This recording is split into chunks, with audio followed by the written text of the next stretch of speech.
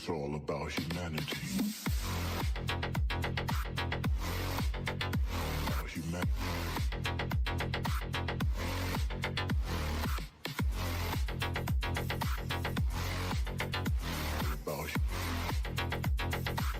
It's all about humanity. About humanity.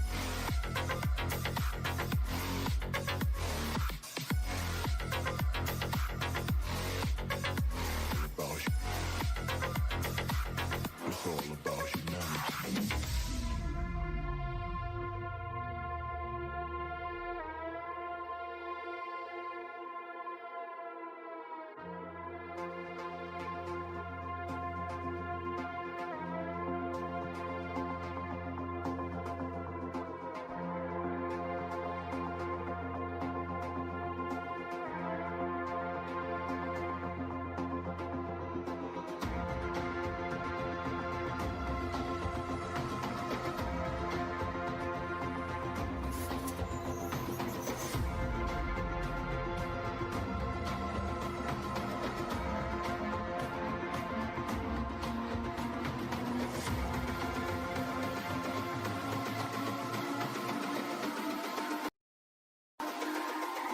It's all about humanity. About humanity.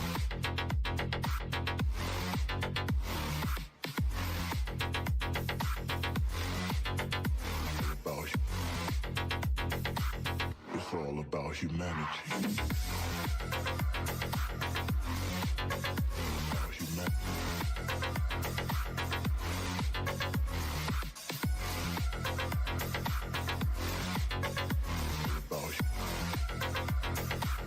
It's all about humanity.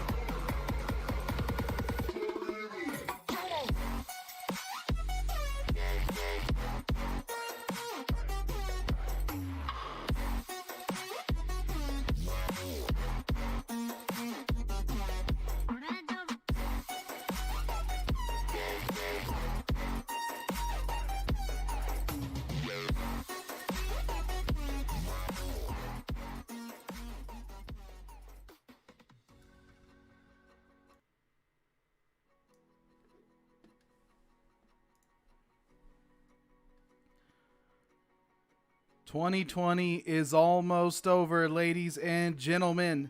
And Parker Ray and myself, Reed Graff, are ending it the only way we know how with another edition of the 1203 Experience. Parker, how are you on this fine end of the worst year of our lives day?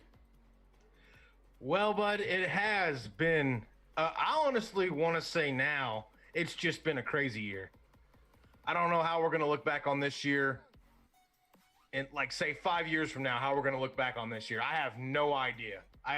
But as of right now, I'm just labeling it as crazy and moving on from there. But it's awesome to say that we survived 2020, let alone have had a really good time getting the 1203 back going and just opening some doors to my life that I didn't think would be open.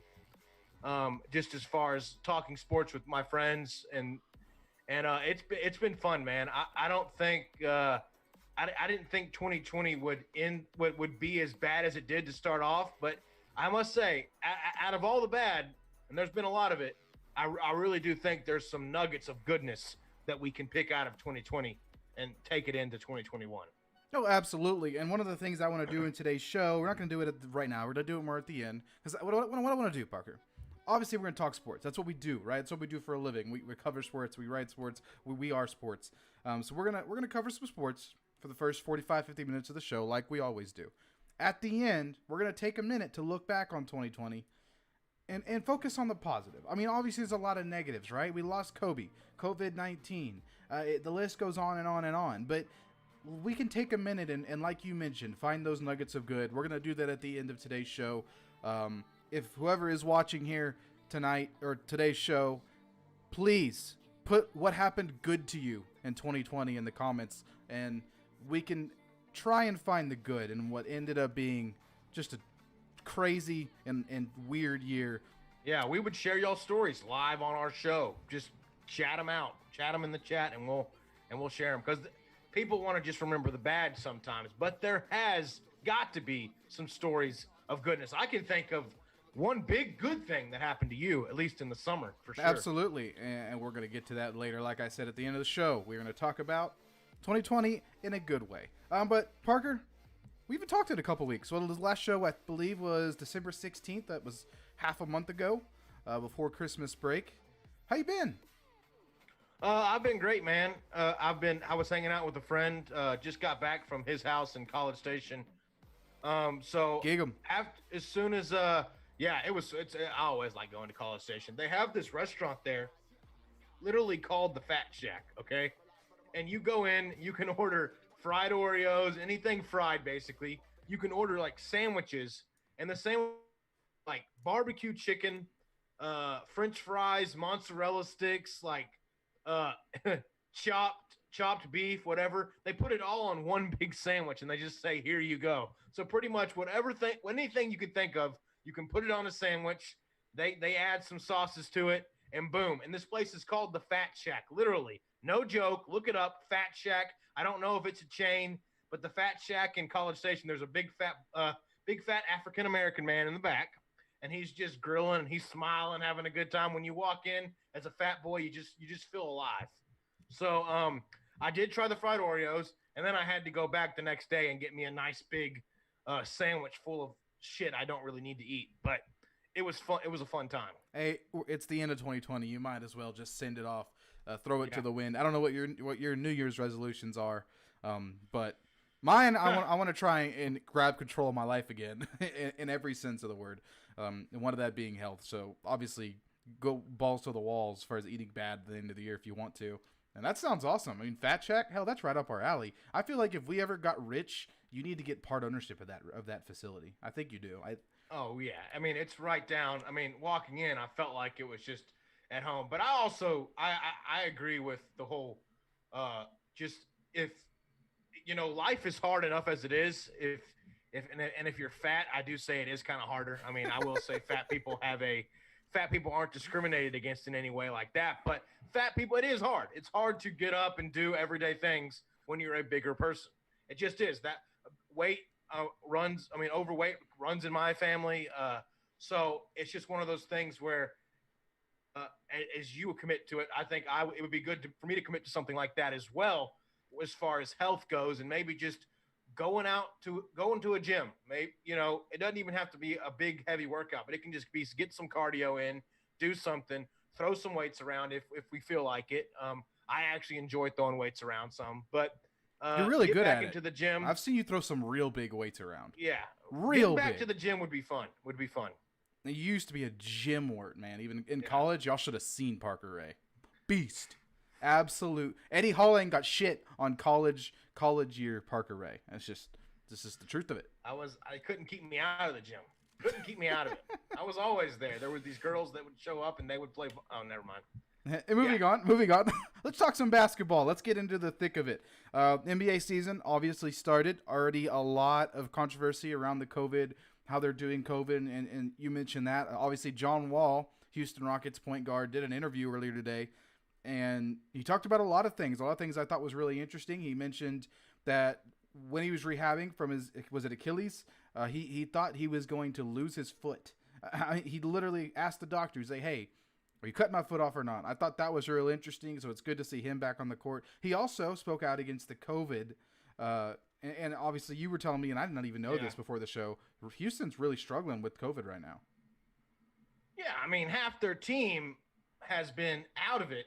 And so you're getting John Wall, DeMarcus Cousins coming into a new team. They haven't played a regular season game yet for the Houston Rockets. And so they're really excited to get back into the swing of things and get back to playing. I mean, you had Boogie, who had to deal with injuries. John Wall, as you said, had to deal with a major lower body injury. And so these guys are trying to get their head above water, so to speak. And so for them to come into a new team and have to deal with all this COVID stuff, which is what everyone has had to deal with. But John Wall here from Mark Berman at Fox 26. He's a Houston reporter for Fox, the Fox affiliate in Houston. And he said, John Wall, quote, "I didn't do anything wrong. All I did was get a haircut in my apartment. One of my teammates tested positive the next day. The next 4 or 5 tests I had all came back negative. That was the frustrating thing." So you put all that together, and John Wall is not a guy that's known to go out and party and get crazy and everything, unlike somebody I know. The funny thing about this whole thing is James Harden hasn't missed a single regular season game, and he's been out partying, no mask, no anything. Yet John Wall and Boogie, the two professional guys, I would say, are out here. Is Boogie professional? I mean, John Wall is definitely. Boogie not as much. Yeah, but, I mean, John Wall definitely, but. Boogie not as much. But they haven't been doing anything. They've been at the team. He got a haircut in his apartment, is what John Wall said.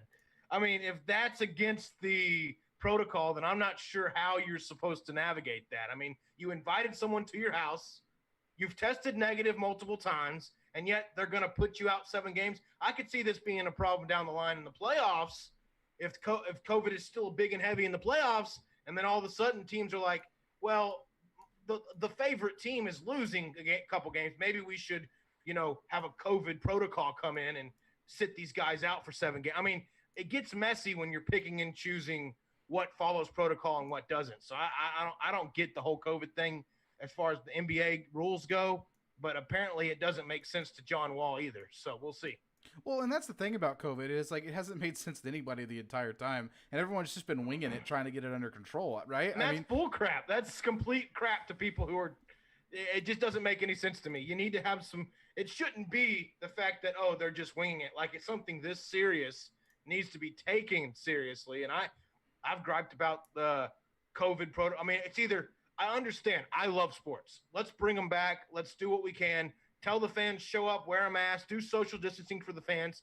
But these players, you can't continue to control these players like they're trying to do and expect everyone to follow the rules. And there's going to be people that try to get around rules, and there's going to be cheating and conniving. And, I mean, technically, families weren't even supposed to meet for Thanksgiving. But my family did. We didn't give a crap. So, I mean, there's all types of stuff going on like that. I mean, you can't control all these people. So you need to have a universal rule. You can't just pick favorites, which what seems to be – I mean, James Harden hasn't missed any games for COVID. Yet John Wall and Boogie, they're missing because Lord knows what happened. But it doesn't make a whole lot of sense. You know who's not missing? Rookie Christian Wood. He has been balling out for the Rockets, hasn't he? Christian Wood has been outstanding. He was undrafted coming in to, I guess it was 2015, 2016. I got to look at the draft he came in, but I know he was undrafted that year when he came out, and he has been balling. I mean, he's a guy. He's 6'10". Yeah, that's what it says. 2015, he came in undrafted. Oh, I thought he was a this year rookie. I didn't know that. He's 6'10". He's been around. He's 25 years old, so he's a little bit older than what people think. But that doesn't stop what I'm about to say about this guy, because he's been he's a guy that needed a second chance. I mean, in Detroit, it wasn't working out. Again, he went undrafted. He played for the Delaware 87ers, the Charlotte Hornets, the Greensboro Swarm, the Delaware 87ers again, the Milwaukee Bucks, the Wisconsin Herd, the New Orleans Pelicans, the Detroit Pistons, and now Houston Rockets. He's played on So the only NBA team he's played for is the Bucks. 4, 5, 6, 7, 8, 9, 10 different teams, give or take, in one his NBA team. short 5-year career. Yeah, he's played for Milwaukee and Charlotte Hornets and Philadelphia, and he's bounced up and down. Still one NBA But team. The other two are G League. oh, I see what you're saying. Yeah. Well, the Philadelphia, you're just making fun of Philly now. No, mostly Charlotte. Philly and Charlotte. Okay. Philly's not bad. New Orleans Pelicans too. I mean, Pelicans are I see decent. what you're saying. And the Pistons. I mean, he's been playing with up and down. But I get what you're saying. But my point is, the dude's been around for a long time, and now he's finally seeming to come into his own as a Houston Rocket. I mean, he's 6'10". He's bringing the ball up and down the floor. He's scoring 20-plus points a game. I mean, the dude is a big, tall guy, but he's handling the ball. He's finding teammates. He's doing what he has to do. So he's probably like the next generation of talent when you see these guys like a Greek Freak. We already know LeBron, Ben Simmons, these really tall, Luka, these really tall guys that can pass, do a little bit of everything. The average NBA player is being asked to do more and more, especially these big guys. So Christian Wood, I think he fits that mold. If the Rockets can keep him around with getting all these other guys back, I mean, him and Boogie down low in the paint would be a pretty hard thing to deal with most of these guys. Because I saw Boogie in the preseason. He was moving pretty well for a big dude. So both these guys are tall and athletic. Parker, believe it or not, I've paid more attention to the NBA this year than I ever have. I've actually kept up with the Spurs a little bit. I have some things to say about them. I think they're not going to compete for a title, so don't get ahead of me. I think they're a good team. I mean, I think those young guards are outstanding. DeJounte Murray has a chance to be very, very good. And he's playing out of his mind so far to start the year. And I know they lost to LA last night, but who's going to beat LA? Like, come on. It's hard to really compare them for that. They also, I forgot, I think they dropped a close game to New Orleans a couple days ago. But I mean, besides that, they've been playing really well. I've really liked what I've seen from those guards. And Dallas just drafts well, man. I mean, they picked up DeJounte Murray a couple years ago, and every year he gets better. Derek White, they signed to a big contract, waiting for San him to come Antonio, back. you mean? San Antonio. So what did I say? You said Dallas. No, I meant San Antonio. Yeah, definitely San Antonio. So yeah, I'm really liking. I'm liking what I mean. Even against the Lakers, they put up 107 points. I mean, DeJounte Murray dropped 29, 7 rebounds, 7 assists. Dude, he's pretty damn close to a triple-double. I mean, I think he had one earlier in the year, if I remember correctly. I'm pretty sure he did do a triple-double. I think when was it against the Raptors? It was. Yeah, he had 11 points, 10 rebounds, 10 assists. So, I mean, I'm really liking what I'm seeing from this San Antonio Spurs team. I know they're, 2-2 right now, but those young guards, it's so weird because growing up, they were all of their primary talent was down in the paint, right? It was Tim Duncan, it was David Robinson, and then even the past 2 to 3 years, it's been LaMarcus Aldridge. All of a sudden, they're guard heavy. They're throwing DeJounte Murray and Lonnie Walker, who's just dunking all over people. It's so weird to see them transition, but it's just what the Spurs do, right? They're going to find ways to compete. They're going to find ways to be at their top tier level, whether they have to do it in the paint or do it on the perimeter. So I don't know. I've just wanted to throw that in there. I've really liked what I've seen from the Spurs so far, and I'm really intrigued to see where this team goes. And this season, I think they're going to be a really fun team to watch. And unless you're a fan of pure basketball, the Spurs aren't typically a fun team to watch. You know what I'm saying? Like they're not the Clippers. They're going to pass the ball. They're going to find the guy in the paint, and Tim Duncan's going to ISO, and he's going to get it done down in the paint. But now they're this guard heavy team that looks for the three. They pass the ball around, and Lonnie Walker's going to dunk it on your head if he has a chance. Like it's just a very different looking team. This is what I'm saying. Yeah, they're evolving with the times like everybody else, and I think bringing in, Becky Hammon, she got her first shot. Yeah, at that was coaching. cool. That was cool. First female head coach in the NBA to do it, and so that was a cool storyline. Reading up on San Antonio a little bit because I've been trying to figure out something. I think you're right about the Lakers. I don't think. I'm trying to look at all these rosters and all these teams, and I just don't think any other team can match up with the Lakers right now. Maybe Brooklyn Nets. Maybe the Brooklyn Nets can surprise me. But haven't they struggled though, Brooklyn? But looking at the, I haven't looked at their record much. I just saw them a couple games. I know that Kevin Durant got destroyed by Terry Rozier. Well, there you go. See, that's just frustrating. I still think at the end, I mean, it's way too early to be looking at records and picking apart records right now because you've 100%. got You got the Phoenix Suns at 3-1, number 2, and you've got the Sacramento Kings at number 3 in the West. So, that's obvious. Those things are going to change as time progresses. My what I'm focusing on is just pure talent and what the rosters have. And I think, Clay got hurt with the Warriors. They're not going to be there. The Mavericks aren't. I just don't think the Mavericks have as good of a roster as everyone freaks out about. I like Luka. Kristaps is up and down. Hardaway is okay, but it doesn't seem like a team that's going to grab the bull by the horns and do good. So I'm not exactly settled on a lot of these teams in the West. Maybe the Clippers. For sure, I'm not as set on Portland as I thought I would be. I think Portland's been up and down. I think they rely way too much on Dame Dollar. I think CJ McCollum is good, but I think they rely at the end of the day, they rely heavily on Dame Dollar, and he gets Damian Lillard, that is, and he gets tired, he gets wore down. So the Lakers have bigs. They've got guys that can pretty much do it all, and AD is something special. So I agree with what you're saying about them losing to the Lakers. Isn't that big of a deal? Spurs could squeeze into an 8 seed. I think they're a playoff team. If things keep up with the Spurs and this trajectory, I do think some things will change, but I do think they can squeeze into an 8, maybe a 7 seed, have some fun doing it, and that would be that. I mean, I'm not against that. I think with the coaching of Popovich, you always have to fear the San Antonio Spurs when it comes to like later in the season. If they're hanging around the playoff spots and they sneak in, they're just a tough team to beat because they're so well coached. And so it's gonna be fun to watch that. You know who else is a tough team to beat right now? Who? Dallas Cowboys. 3 in a row, baby. Playoff bound. Let's get it. Dallas, after and on this podcast, I said it. I said, man, I'd rather us just tank. Let's get that draft pick. I mean, I straight up said it. And here we are. They've won a couple in a row.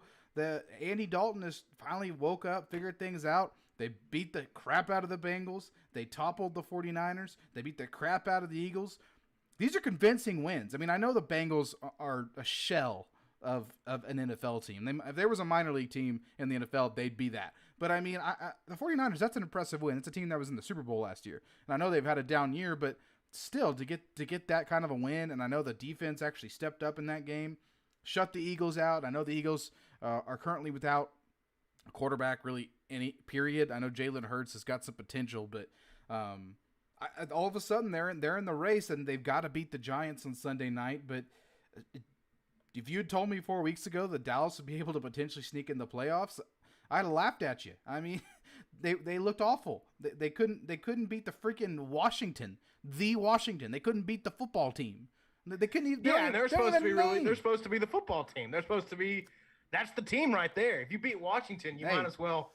But that's the football team. That's the football team. The Washington football team. But not only did they lose to Washington beat the crap out of them. So it's like that same team has now won 3 in a row, like over the Niners and the Eagles, and they're all of a sudden making a playoff run. Like, man, I don't know. And while I was watching that Eagles game, the thing that's tricky, Reed, because Washington has to lose to the Eagles, right?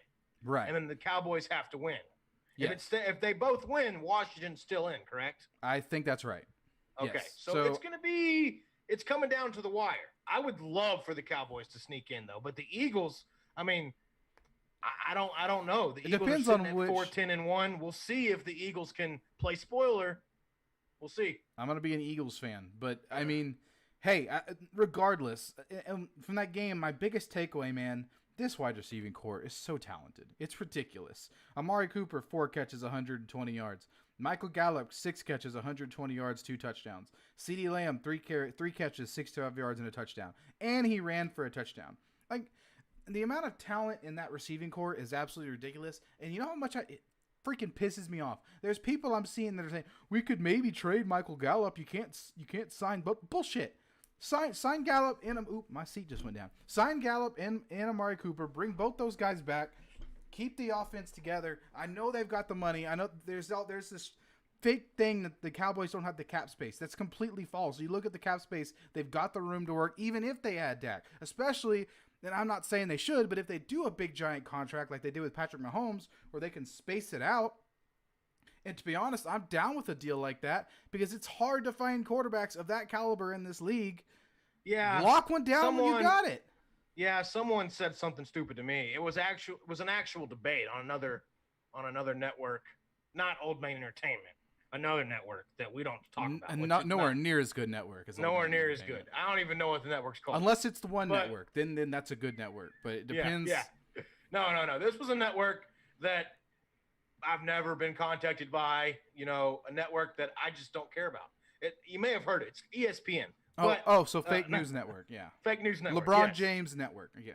Yeah. So they were talking about what to do with Dak and whatever, and I'm like, there's really no debate. I mean, Dak got hurt. You can't just say now, no matter how good the Cowboys do this year, you can't just throw Dak under the rug. I mean, Dak is the guy going forward. I don't care if he got hurt. Even if the Cowboys get in the playoffs, win a couple playoff games, I still don't care. At the end of the day, Dak is your guy. Dak's who you got to stick with. I mean, wouldn't you agree? There's nothing that Andy Dalton or anybody can do. If Andy Dalton, Nick Foles it and wins a Super Bowl, then I'll consider it. But even then, because I mean, you have to go. People forget when Dak was healthy this year. Dude, they were putting up 40 on the reg. I mean, this was the best offense in the league by a mile. And all of a sudden he's gone and fall off a cliff. Came in and I thought, this is how stupid I was. I was like, well, you can't screw up this offense. Well, Andy, he kind of did for a few weeks. He did for a few weeks. He's picked it up the past 2 to 3 weeks. And I mean, I still think Andy Dalton is a fine quarterback. But Andy Dalton, I do like him. Andy Dalton's a top 25 quarterback. Katy, Texas, maybe. Dak Prescott's top 10, top 5, man. I mean, he's up there. That's the difference. And so, it's so hard to find quarterbacks of that caliber. You got to lock one down when you've got it. You got to know how to screw away good talent. Talk to the Houston Texans. Deshaun Watson. What he's doing over there has been MVP caliber. I mean, dude's putting on a show every game. I mean, he's one-man wrecking crew, getting sacked 6-7 times a game, running around, flinging it. And to random no-namers. The Texans are trying their best to kill that man. To kill him. He almost died. He almost died. I mean, what was the last team they played? I can't even remember. It was probably a garbage team. But they played the Bengals. The Bengals, that's right. The Bengals. They were playing the Bengals. They lost the Bengals, by the way. Don't worry. They lost. They found their way to lose. Who is the Bengals quarterback right now? They don't have anybody. I don't even know who it was. Some no-namer. Some no-namer, dude. But it's Brandon Allen, the former Razorback. You could actually like that. I guess I can get on board with that, but I don't want to lose to Brandon. I don't want to lose to Brandon Allen if I'm the Texans. I mean, I appreciate that he went to Arkansas, but after he's gone from Arkansas, my appreciation's over. He's not there anymore. He's a pro he ain't Pig Suey anymore. No, he's a pro. He's wearing Bengals gear. So, Texans again, Deshaun Watson going out, putting up 31 points in a loss, of course. And I mean, he had another great 24 for 33, had 324 yards, 3 TDs, 0 interceptions. Oh, yeah, and he also ran for another 38 yards. But, can't get the dub. Can't get the dub because your team sucks. You gave up 324 passing yards and 3 touchdowns 371, 2 touchdowns to Brandon Allen. I mean, what? Samaje Perine, who is a decent running back, ran for 95 yards and 2 touchdowns. T. Higgins, 6 catches for 99 yards and a touchdown. Man, it's bleak. I don't know what to tell you. I do want to talk about the J.J. Watt press conference. I'll definitely want to talk about that. Because he sounded like a guy. He sounded like me and you talking over the phone. Some conversations we've had about being professionals. And, I mean, he literally came in, sit down, looked people in the eye, and he was like, we're professionals. I don't care if we are 4-11 and we freaking suck. It doesn't matter. We should not have to get motivated. And this seems like it was directed at other Texans players. It had to be because it was so personal. It had to be. He was saying, if we need help being motivated, we're professional athletes. This is what we do. We come in, we lift our weights, we run, we train, We prepare for games on Sunday or whatever it is, and we go out and play. People spend money on us to go out and play. The Houston fan base is so loyal. They love their Texans. They're still buying as many tickets as they can, even when the Texans suck.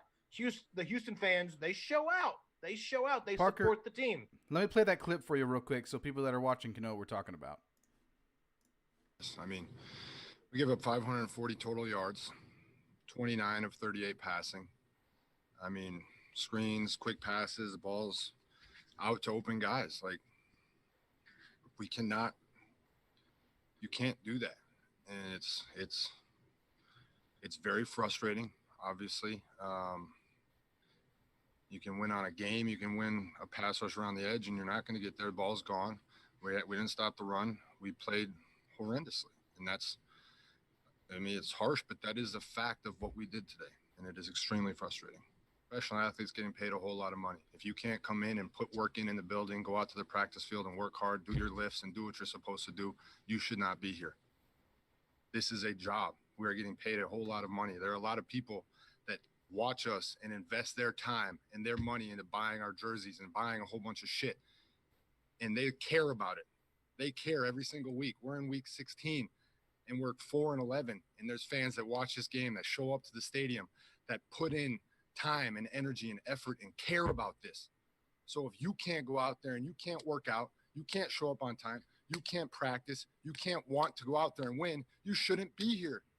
Because this is a privilege. It's the greatest job in the world. You get to go out and play a game. And if you can't care enough, even in week 17, even when you're trash, when you're 4-11, if you can't care enough to go out there and give everything you've got and try your hardest, that's bullshit. God, I love that man. Plain, just putting it out there, man. So much respect. Has anybody in a professional level ever? I mean, that sounds like something you or my dad would say about showing up to work and doing your job. Oh, yeah.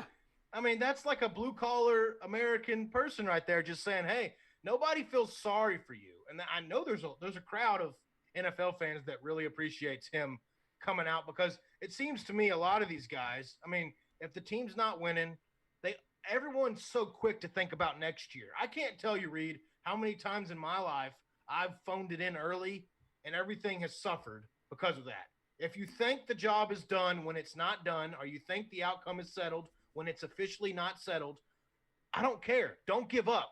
That's not how you're going to win in life. That's not how you're going to win in sports or whatever job you do. And JJ's just saying, finish the job. I had an old coach at Kerrville Tivy, Coach Lucas. He just said, finish strong. Simple words, but it applies to life too. You can't just say, oh, the scoreboard's this, or, I suck at this, I'm not going to try, or, the boss hates me, I can't do this.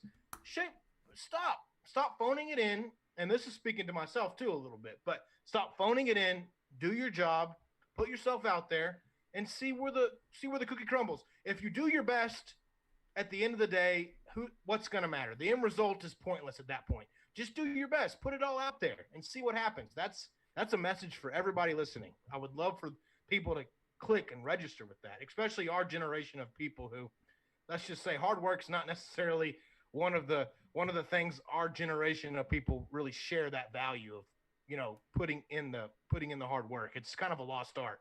No, and that's like, I want to show that video to one of my kids when I have kids in the future. Like, that's what I want, man. That's what you want on your team. And I can't believe, think about it. The Houston Texans, and I don't mean to just crap on the Texans, but come on, man. You can't crap on them more than I have.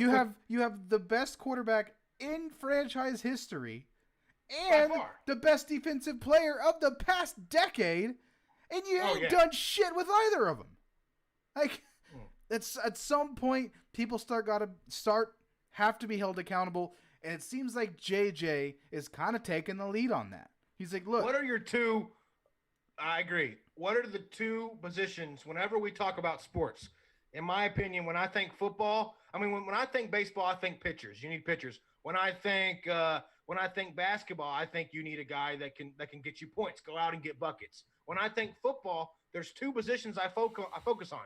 You need a guy that can pass, and you need a guy that can tackle the passer, that can stop the guy from passing. The Texans have literally two of the best in franchise history on the same team right now, the best passer they've had and the best pass rusher they've had. And those are your two cornerstone in football. I think if you have a pass rusher and a passer, you can do some damage. But guess what? What damage have the Texans done other than 9-7, 10-6 maybe, now 4-12, looking at a joke of a season? I mean, I get COVID's an excuse, whatever, but COVID's been an excuse. They phoned in the first 4 games. Everybody's got the same thing, though. Like it's like, yes, it sucks. They started COVID. off 0-4. I knew the season was going to be hard after that. I mean, you start off 0-4, and a lot of these guys started giving up. And JJ was standing here like, dude, and Watson's over there on the sideline screaming at people, but no one's just the average Joe players are just walking around. Oh, well, ready for next season. We'll get them next. No, you still have games this season. Don't phone it in. That's all I'm saying is don't phone it in. That's what JJ's saying. Yeah, it's real disappointing. But luckily for Texans fans, they can still be happy in the fact that they do still get to watch Deshaun Watson. They do still get to cheer for J.J. Watt. That is a positive in itself. But it's funny because I think in the future, Texans fans are going to really remember, man, I miss J.J. Watt. In the future, it's like, I really miss having J.J. Watt on our football team. It's really refreshing to see a guy in his position just come out and be raw like that and just put it as it is. So, glad we were able to get that clip in there and glad we talked about that. Let's get to some baseball stuff because we still have quite a bit I want to get through. There's a lot of Astros stuff going around. Nothing solid, but lots of updates on some potential players, some rumors. Starting off with, there's been a couple new inklings for some players that the Astros may or may not be going after. I wanted to touch on some of those. First one that I think is kind of interesting, Jason Castro, the catcher. He's a 2010 Houston Astros draft pick. He's a former first-round draft pick. Played for the Astros. His only All-Star appearance was as an Astro. Then he went to L.A., I believe. Played for the Angels for a few years. He was in Minnesota, then L.A. Now he's a free agent. He was an All-Star. He was an All-Star in like 2012. I knew he was. He's a left. Of course, you're going to talk about him, but a left-handed bat, left-handed a catcher, a guy who can big go arm. Yard. He can go yard on it, and he's a hard guy to run against too. So I really like Jason Castro. I thought he was a presence in the. Of course, I love Machete. I don't like him more than Machete. But, so I think you bring him in as a backup and you start him against right-handed pitching. That's what you do because that's where he's at his best. And I think that if you can get him on a discounted deal, which might be hard because there are other teams that want him, but if you can get him on a little bit cheaper, I'm all for that, man. Bring him in, let him play back. Even if you just do a platoon against lefties, we're gonna start Machete, or against certain pitchers, we're gonna start Machete, and then when we're facing right-handed pitching, we're gonna start Castro. That's fine too. Whatever works. I would love to see Jason Castro in an Astros uniform because let's face it, I liked Dustin Garneau and him just freaking dropping that one Dodgers player. I don't even remember his name. Don't care. It doesn't matter. Man, he earned a lot of respect for that, but he just wasn't that great. And bringing back Jason Castro makes a lot of sense for me. Another couple names to check in for you. Kevin Kiermaier, the former Rays center fielder, great defender. Bats come along a little bit the past few years. His name has been tied to the Astros a little bit as a free agent. Don't know how realistic it is, but his name has been out there. He'd be an interesting guy. I mean, he'd cover a lot of ground in center field. He's obviously not going to have the bat that George Springer did, which we have some news on him here in a little bit. But he's serviceable, and maybe you can cover that offense with guys like Jordan coming back with the emergence of Kyle Tucker. So Kiermaier could be an interesting guy. That's something to keep an eye on. Another one, the Cubs, after making that massive trade of Yu Darvish to San Diego, which San Diego really just pulled off a heist over a bunch of teams. I mean, they got Blake Snell from the Rays, a team that just went to the World Series, lost Charlie Morton, and then traded away their only other good pitcher. I mean, they do have Tyler Glass now, but still, like they traded away. What is going on in Tampa Bay? What are they doing? And of course, the guy that put that team together is now in Houston. Maybe that's got something to do with it. Maybe they don't have the smart guy in charge anymore, and so they're like throwing. They're just crap freaking out. They didn't even get that much off of that Blake Snell trade either. A team that gets close like that. I mean, there's two directions you can go. I mean, you can come close to winning a championship, and then you can automatically, like, if you lose in the World Series, you can either be really competitive still, or you can just flat out tank. Usually, the teams stay competitive, but I have seen it in history where a team gets to the mountaintop, almost wins it, and then you'd never hear from him for like 10, 15 years. You just don't hear from him at all. So I don't know. The Rays are in a very volatile time, very peculiar situation for the Rays. They have to. I mean, so far they're not playing it very smart. I think they're hitting the panic button. Is what they're doing. I agree. I don't know the financial situation like super well because I'm not a super diehard Rays fan, so I don't know what Blake Snell's contract was. But regardless, you lose Charlie Morton. You don't re-sign him. He's in Atlanta now, which I would have loved Charlie Morton in Houston. You don't sign Charlie Morton, and now you trade away Blake Snell. It's just strange, man. I don't understand it. And if Kevin Kiermaier's gone, like a lot of pieces are leaving Tampa team that just about won it all last year. So interesting. But and on the other note, the Padres are. I think they're up in the NL West battle zone. I mean, I think they're in the same hemisphere. They have the best rotation in baseball, and they're still linked to Trevor Bauer. If they get Trevor Bauer, can you imagine that? Golly, anyway, that's going to be the place to be. That's going to be the place to be, man. And don't forget they have I Mike remember when we Clevenger. were laughing. Well, I was laughing. I was laughing at the whole Machado going to the Padres. I was like, Manny Machado, what are you doing there, man? Why are you going to the Padres? And then he sucked his first year too. And it was just all that stuff coming down on Manny Machado, and I was like, whatever. I don't care. This guy go to the San Diego, whatever he wants to do. I was upset about it, but I didn't understand it. And then they got that Tatis, that Tatis Jr. He is a monster. He's a monster. I mean, and then all of a sudden their bullpen got really, really good, and now it's like, oh, they've got monsters hitting the ball. They've got a good pitching staff. Now you got the Dodgers in the NL West. I get it's going to be, the Dodgers the championship team, but I think the Padres could maybe take that mountaintop. Who knows? In the NL West, it's going to be an interesting storyline. Yeah, that's going to be interesting. But anyway, what I was getting at, the Cubs also traded Yu Darvish to the Padres, which was strange. Yu Darvish was mad about it. Don't know if you saw that. He really thought, and I agree, he really thought the Cubs could compete. He liked it in Chicago. He was upset about the trade. The Cubs are also still shopping Chris Bryant. I don't think Houston's going to get Chris Bryant, but it's just an interesting note. And now they're shopping their all-star catcher, Wilson Contreras. Now that's a guy that the Astros could be linked to. They need it. They could get that top-tier catcher. I don't know how much it would cost. I don't know if the Astros would be willing to give up. The Astros have a lot of right-handed pitching in their farm system that they could give up with if that's something the Cubs would want in return.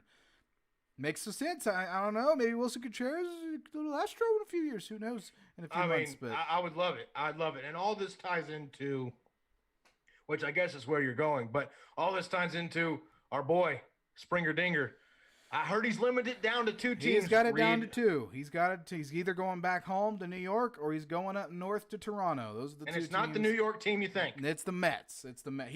He grew up not far from the Mets stadium. And then his wife grew up like an hour and a half from MetLife Stadium. So I actually wouldn't be mad about the whole Mets thing. Toronto, I don't think I'd want to see him in Toronto, but I would be happy with him as a Met. I really would. Okay, I'm not happy with him anywhere but Houston, but I get what you're saying. Hey, he'd be rejoining Jake. He'd be with Jake again. Jake and George and Jake, the George and Jake Chronicles. That'd be a fun little reunion. Are we gonna become? I feel like those guys got in a lot of trouble in the dugout. I just feel like they were always pulling pranks on each other. I might become a Mets fan. They might become my number 3 team behind Baltimore because they have two of my favorite Astros of the past decade. Oh yeah, Jake. You like Jake too. So yeah, my dad really liked Jake too. Squirrel boy or whatever he called him. Yeah, I like Jake, and I miss when we had Colby Rasmus too. Colby Jack. Colby Jack, Jake, and George. Those guys in the outfield. That was fun to watch. Those guys play. And when Colby Rasmus hit that homer in the wild card against New York. Legend. We had some fun in that early years before the championship, pre-championship. We've been riding it for a while. But yeah, that's something I want to throw in there. Of course, Springer's probably gone. Astros could still be going after Trevor Bauer. Highly doubt it. Just want to throw that little nugget in there. That'd be something interesting to keep an eye on. I don't know. Just keep an eye on the Astros free agency. There's a lot of noise coming out of that side. And we'll see who they end up signing. Obviously, they've been very quiet so far, but most of the market has. And then the San Diego Padres freaking took gasoline and threw it on it. But before that, it had been pretty quiet. So we will see what happens with that. It is really snowing here in Snyder, Texas. Anyway. Lucky, dude. If you had your, that would be fun to see. If you had your phone camera set up, but it was a little too late for that. But Snow in Snyder, Texas. That's got to be fun. I'm in Houston right now, and we don't know what snow is. We've never seen snow. All we see is oil refineries and humidity, and I think a dead pelican on the side of the road the other day. But that's about it. Dead pelican. I mean, we get a lot of that pelicans coming up from Galveston. They come up too far. It doesn't. They have a lot of cats and squirrels. I think there's a civil war going on tonight with the cats and the squirrels. I'll keep you posted on that. But we have a lot of stray cats. We're gonna need live tweets from the. We have a lot of stray cats, and we have some squirrels that will just mess with them, dude. Squirrels are vicious, man. They don't care who you are. If you're a cat or a human. Speaking of vicious, did you see that Mississippi State Tulsa brawl earlier today? I know I asked you this about before the show. Yeah, brutal. See, a dude got kicked in the face. Straight up, a dude got kicked in the face. Mississippi State. Was it the Mississippi State guy that got kicked in the face? His name was Heath. Kicked the guy. No, Heath is the guy that kicked him in the face. Kicked the Tulsa guy. It was a bowl game, right? It was Tulsa versus Mississippi State. I don't know how it started. Let's see if I can. I'm gonna see if I can find the video for our. Okay, yeah, I'm seeing it all over, but I don't know exactly how it went down. But when Rodrigue gets that video up, I'll know about it. But oh wow, like. First off, Mississippi State, you don't have any teeth to spare. So if you're getting kicked in the face, I feel like if you're from Mississippi State, you've already got a few things going against you. So you don't want to be getting kicked in the head or any kind of body shots or anything like that. You want to keep yourself as upright as possible because your mental state, if you are a Mississippi State player, then you already have to worry about what kind of stuff you're seeing. Okay, I finally see the videos up I don't know what started it. But right now it's just a scuffle. But if you look closer, man, there's some activity happening in there. And I don't know if this video will show it. I just pulled up a video from PSC Highlights on YouTube. Shout out 40.k subscribers. He put a video of it. So I mean, right now it just looks like a baseball brawl where everyone just kind of stands there and looks at each other.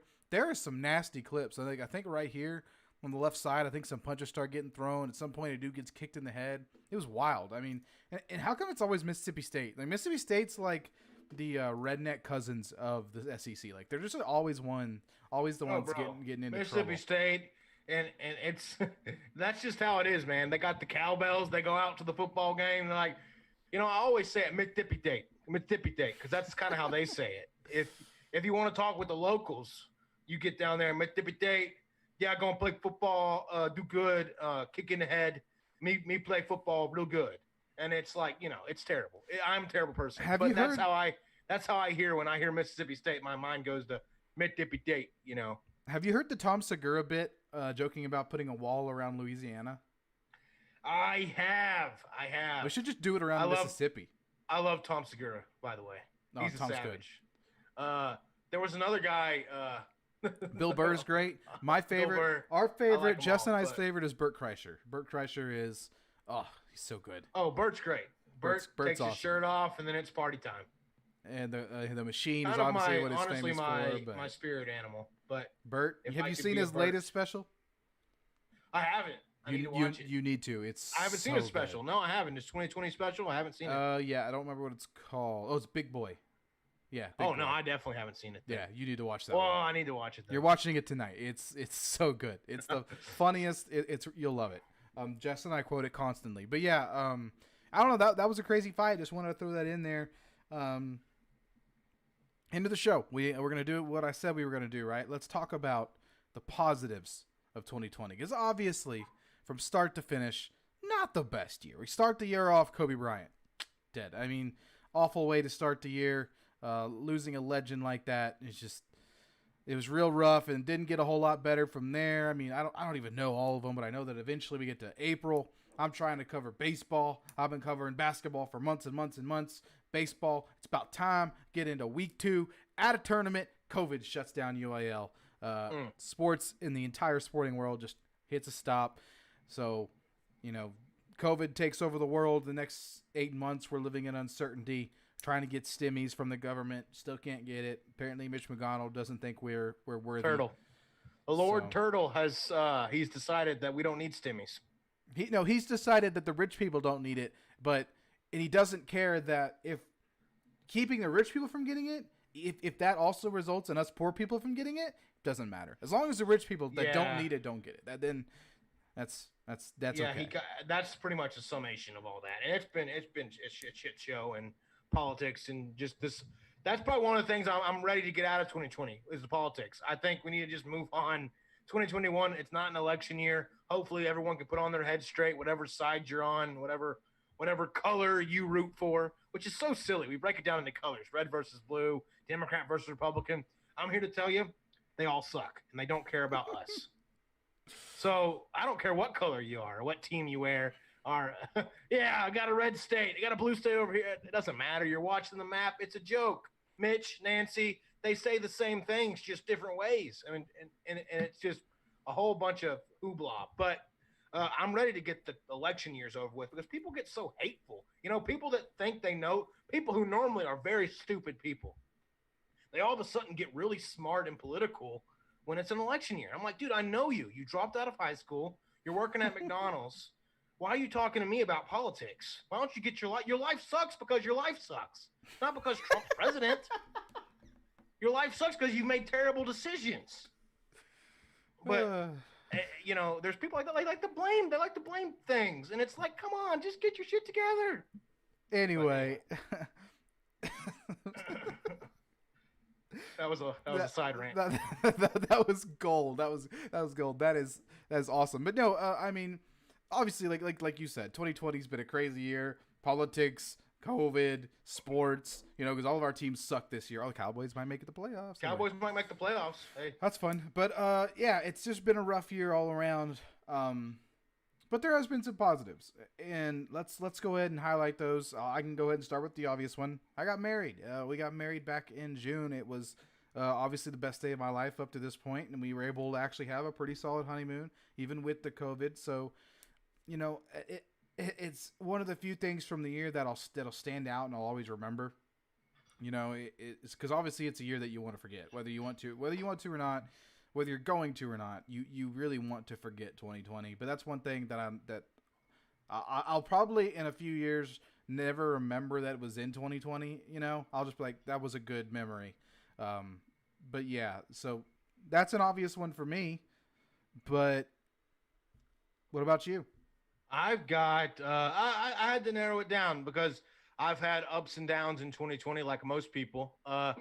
I like the fact that I was able to teach and do things like that and make money while I could. And teaching didn't quite work out in Kerrville like I thought it would, but it still might be a door that's open for, I mean, it still sets me up. I'm still on track if that's the path I take. Also, some just me being able to do radio and sports again. I was doing radio at Rev FM in Kerrville. Those guys, shout out to Mark Keller, Trey Collis. They had me on. For every week they kept calling me up. You gonna come back? You gonna come back? And I said, I guess if you guys like me that much, you know, whatever, I'll keep coming back. And it turned out I had a blast. I got back out of my shell, got back into the mode of talking sports again, and that really reshaped my whole mind. And like the fact that I'm 24, there's still a lot of life to live. I don't have to settle for things. It really reshaped my whole just view of life. So that's what 2020 did for me. I also got a really nice 2020 Toyota Tundra for my birthday. So I bought myself a Tundra, my first big boy purchase. So I'm happy about that as a kind of a shallow thing to be happy for. But my bigger thing is probably the opportunities I've had to get back into sports and the opportunities it has provided for me to like kind of reshape my mind and my view of myself. And whatever I end up doing going forward, I'm going to have that, you know, that kind of stuff in mind. So I'm excited about that. Absolutely. Well, we're going to go ahead and end the show there. And we're going to end 2020 with it, man. What a wild year. We have some possibly exciting things coming down the pipeline. Can't give you any details. You'll know about it when we know about it, but you never know. 2021 might already be rearing its beautiful head. We will see. Also, next week on the 1203, we're going to have a guest you've seen before. I haven't told Parker about this, but I've got a buddy that's got a lot of crap to talk. He wants to come on, and he wants to let it loose. Keep an eye out for that next week. If you want to catch that, you've got to subscribe. Make sure you subscribe to the show on YouTube, Old Man Entertainment on YouTube. Also, listen to us on Spotify, on iTunes, for those of you that are audio. Once again, thank you for listening to the 1203, Every Wednesday and or Thursday, depending, at 5 o'clock, we are live. See you next week.